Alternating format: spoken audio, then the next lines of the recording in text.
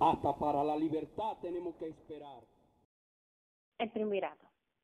El 22 de diciembre de 1963, el triunviro Emilio de los Santos renunció en protestas por las medidas tomadas por las Fuerzas Armadas contra las guerrillas surgidas en noviembre del mismo año, bajo la jefatura del doctor Manuel Aurelio Tavares Justo, líder del movimiento revolucionario 14 de junio. Tras el golpe de Estado del gobierno de Bosch y como consecuencia de la incapacidad de los militares golpistas de tomar el control del Estado, surgió un gobierno civil llamado el Triunvirato. Este gobierno estaba integrado por 3 personas: Emilio de los Santos, Enrique Tavares Espaillat y Ramón Tapia Espinal, la presidencia y el gabinete, así como los altos cargos administrativos del Estado, quedaron en manos de los conservadores, que por su tendencia evidenciaron las principales características del gobierno, basándola en la represión de sus oponentes y violentando los derechos civiles y políticos del pueblo dominicano.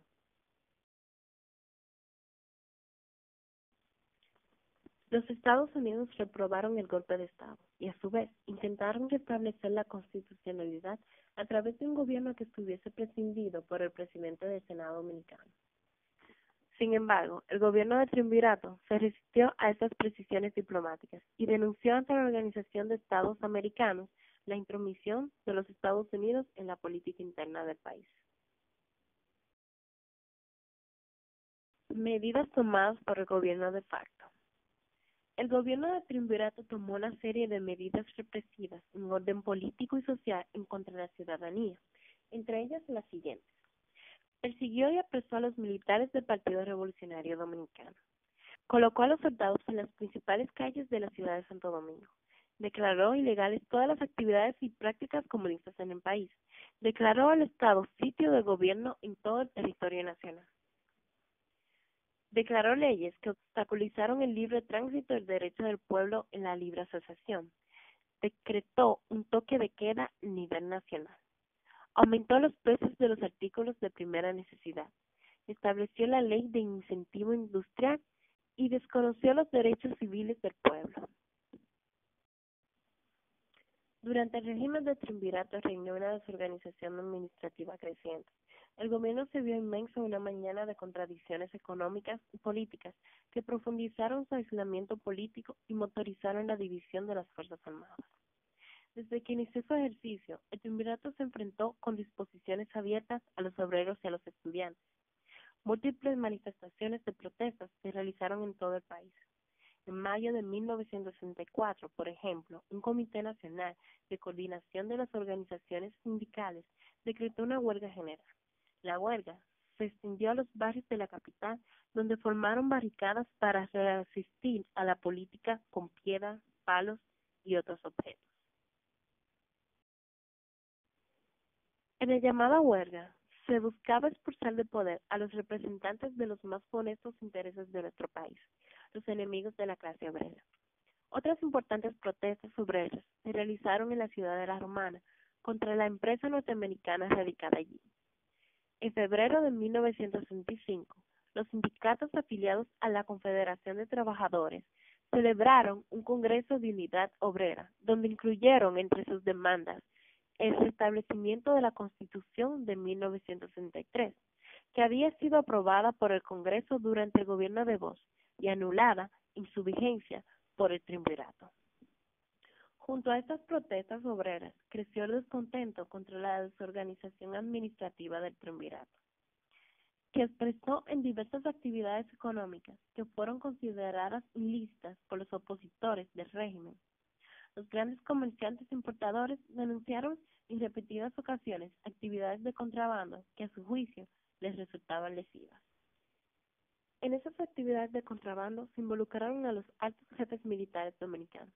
Se acusaron a los altos círculos económicos que apoyaron al Triunvirato a realizar maquinaciones para apoderarse del complejo económico estatal, aislando a la clase obrera, estudiantes, profesionales y los habitantes desempleados de las barricadas pobres, sin ofrecer a cambio importancia a los campesinos.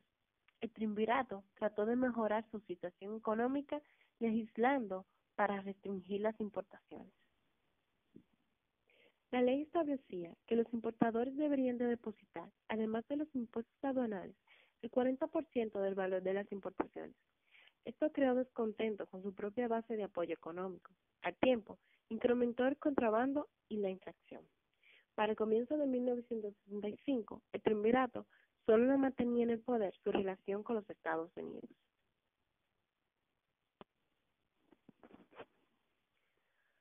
Para colmar la copa de descontento social y político, se denunció que el triunviro Rey Cabral tenía aspiraciones de permanecer en el poder, organizando unas elecciones acomodadas. En esta situación, el PRD y el PRCC lanzaron las consignas de "Vuelve la constitucionalidad sin elecciones" y el establecimiento de la Constitución de 1973. Obviamente, estos partidos y la fuerza de izquierda, sin establecer una coordinación operativa, se afanaban en derrocar el triunvirato. En diciembre de 1963, tras el fracaso del movimiento guerrillero 14 de junio y la renuncia de Emilio de los Santos como presidente del triunvirato, se creó cierta inestabilidad política y social en la composición interna del triunvirato. Los miembros del mismo escogieron al canciller Donald Rey Cabral para ocupar la presidencia del gobierno, quien gobernó el Estado Dominicano hasta su posterior derrocamiento en el mes de abril de 1965 a través de una conspiración militar. La Guerra de Abril. El golpe de Estado contra el gobierno de Juan Bosch y su situación por el triunvirato, caracterizado por la corrupción administrativa y la represión, fue el acontecimiento que marcó profundamente a la sociedad dominicana y truncó los sueños de democracia y justicia que anhelaba el pueblo desde los días del ajusticiamiento del tirano. De Radio Santo Domingo Televisión nos informan que de la esquina Amado García Guerrero con la Concepción Bona, la policía, los cascos blancos, no están amedrentando al pueblo, no están ametrallando al pueblo. Asesinando. En la Amado García Guerrero con Concepción Bona, están ametrallando y nos informan que desde el puente están también ametrallando. Así es que esto tiene que definirse definitivamente la situación de la policía. Con permiso, a todas las personas residentes en la ciudad de Santo Domingo, sobre todo en el centro de la ciudad, la consigna es colocar espejos en las azoteas. Con esos espejos, de acuerdo a informaciones que tenemos de pilotos, no pueden volar por los reflejos. Espejos en todas las azoteas de Santo Domingo, inmediatamente. La descomposición política y la pugna interna entre los altos mandos militares fue el factor clave para explicar el porqué de la Guerra de Abril de 1965. Lo que se inició como un simple golpe de Estado, llevado a cabo por los militares jóvenes, ansiosos por el retorno de la democracia, se convirtió en una guerra popular por la integración de los pueblos en lucha reclamando la Constitución de 1963 y la reposición del gobierno de Juan Bosch. La invasión norteamericana convirtió la guerra civil en una guerra patria contra el ejército invasor, pero además imposibilitó el triunfo de las demás demandas democráticas del pueblo. Cannot, must not, and will not permit the establishment of another communist government in the Western Hemisphere. Declarándose paladín de los derechos humanos y respetuoso de la soberanía de otros países, el gobierno de Estados Unidos masacra al mundo para atender a sus intereses.